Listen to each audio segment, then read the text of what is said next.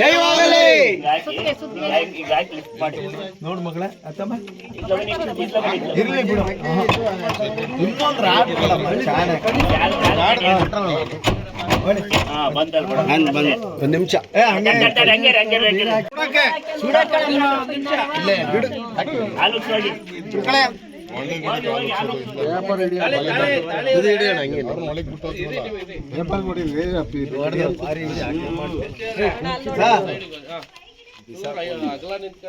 ಚೂರು ಹಂಗೆ ಬಿತ್ತಂತ ಚರ್ಮದ ಮೇಲೆ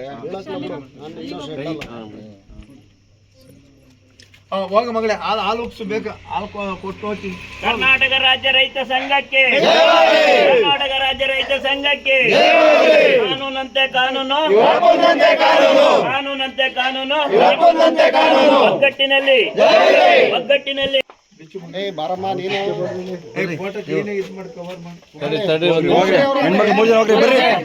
ಈ ಕಡೆ ಬಂದ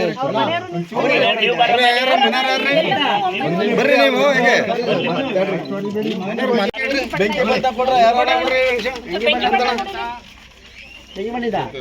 ಇಲ್ಲಿ ಮನೆ ಮುಂದೆ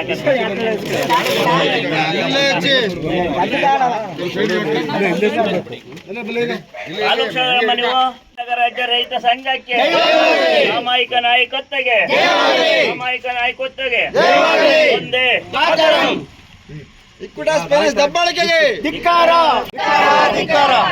ಕಾನೂನಂತೆ ಕಾನೂನು, ಕಾನೂನಂತೆ ಕಾನೂನು, ಬೇಕೇ ಬೇಕು ನ್ಯಾಯ ಬೇಕು, ಬೇಕೇ ಬೇಕು ನ್ಯಾಯ ಬೇಕು, ಬೇಕೇ ಬೇಕು ನ್ಯಾಯ ಬೇಕು. ಲಿಕ್ವಿಡಸ್ ಫೈನಾನ್ಸಿಗೆ, ಲಿಕ್ವಿಡಸ್ ಫೈನಾನ್ಸಿಗೆ, ಲಿಕ್ವಿಡಸ್ ಫೈನಾನ್ಸಿಗೆ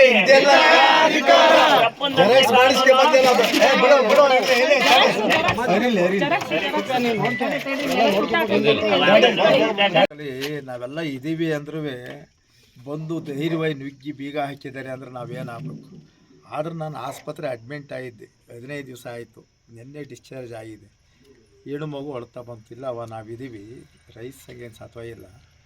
ಹಳ್ಳಿ ರೈತರು ಬದುಕಿದ್ದಾರೆ, ಅವ್ರು ಹಂಗೆಲ್ಲ ಮಾಡಬಾರ್ದು. ನೀವು ಎಷ್ಟೇ ಲಕ್ಷ ತಗೊಂಡ್ರು ಇವತ್ತಿಲ್ಲ ನಾಳೆ ಕಟ್ಟೇ ಕಟ್ತೀವಿ ನಾವು ರೈತರು. ಕೆಟ್ಟ ಹೋದಾರಲ್ಲ ನಾವು.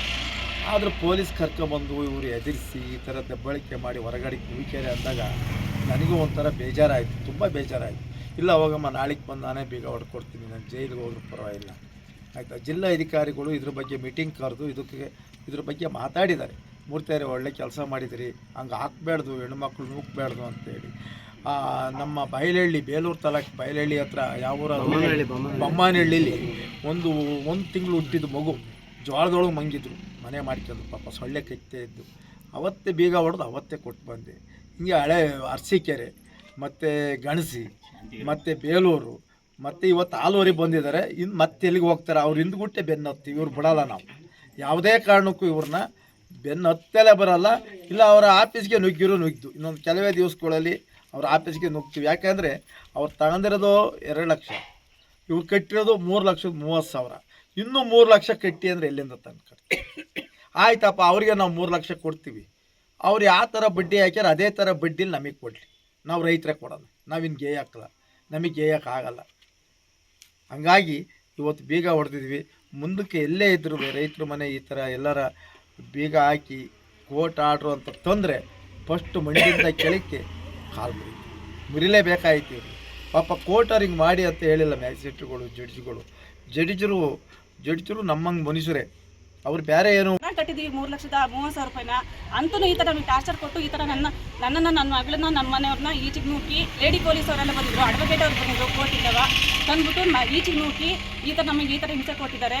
ನಾನು ಹೋಗಿ ನನ್ನ ರೈತ ಸಂಘದವ್ರಿಗೆ ಕೇಳ್ಕೊಂಡೆ, ಅಣ್ಣ ಈ ಥರ ಆಗಿದೆ, ಈ ಥರ ಪರಿಸ್ಥಿತಿ ಬಂದಿದೆ, ಬೀದಿಗೆ ಬಿದ್ದಿದ್ದೀವಿ, ಈ ಬಿಸಿಲಲ್ಲಿ ನಾವು ಹೇಗೆ ಹೊಲ ಹತ್ರ ಜೀವನ ಮಾಡೋದು, ನಮಗೆ ಆಗ್ತಾ ಇಲ್ಲ ಅಂತ ಕೇಳಿದ್ದಕ್ಕೆ ಅವರು ನಾವಿದ್ದೀವಿ ಬನ್ನಿ, ನಾವೆಲ್ಲ ಓಟಾಗೋಣ, ನಾವು ರೈತರುಗಳನ್ನ ಯಾವುದಕ್ಕೂ ಬಿಟ್ಕೊಡೋದು ಬೇಡ, ನಾವೆಲ್ಲ ಒಂದೇ ರೀತಿಯಿಂದ ನಾವು ಮುಂದುಗ್ಗೋಣ ಅಂತೇಳಿ ನನ್ನ ಸಹಾಯಕ್ಕೆ ನನ್ನ ರೈತ ಮುಖಂಡರುಗಳಾದ ಕಣಗಲ್ ಮೂರ್ತಣ್ಣ ಅವರ ಎಲ್ಲರ ಸ್ನೇಹಿತರ ಬಳಗದಿಂದಾಗಿ ನಮ್ಮ ಮನೆಯನ್ನು ಇವತ್ತು ತೆರವುಗೊಳಿಸಿ ಕೊಟ್ಟಿದ್ದಾರೆ. ಅವರಿಗೆ ನನ್ನ ತುಂಬ ಹೃದಯದ ಧನ್ಯವಾದಗಳನ್ನು ತಿಳಿಸ್ತೀನಿ.